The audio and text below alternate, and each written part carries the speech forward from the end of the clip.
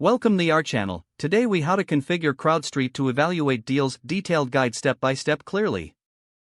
To get started with configuring CrowdStreet, first, visit the CrowdStreet website and log into your account. Once logged in, navigate to the dashboard or the deals section to access available investment opportunities. Choose a deal you're interested in evaluating. Click on the deal to open its detailed view.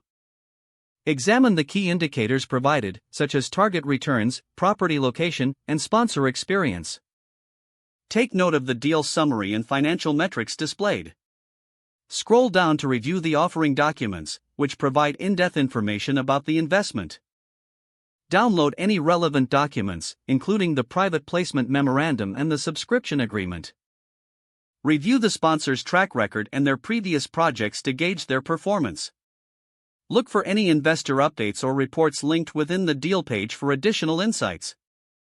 Analyze the market data associated with the property location, focusing on trends and economic indicators. Use the calculator tool on CrowdStreet to input your investment preferences and assumptions. Adjust your investment amount and expected hold period to see how they affect potential returns. Compare different deals side by side for a comprehensive analysis. Take your time in evaluating risks associated with the investment, including market volatility and property-specific challenges. Once you've gathered all necessary information, take a moment to summarize your findings for a clear decision-making process. If you feel confident about the deal, proceed with the next steps to invest. Follow the prompts to complete your investment process, ensuring that all documentation is completed accurately. Regularly check back on your investment and stay updated with any news related to the property or sponsor. This will help you manage your investments effectively on the CrowdStreet platform. If the page does not load, refresh the browser or try again in a private or incognito window. Make sure you are using the correct email address, then retype it carefully to avoid small typos. If your password is not accepted, use the reset option and create a new strong password you can remember.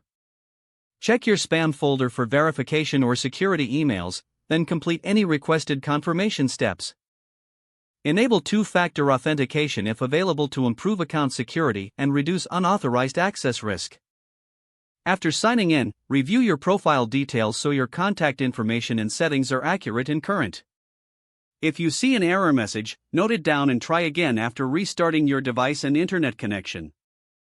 Log out when you finish, especially on shared devices, to keep your account and payment information secure.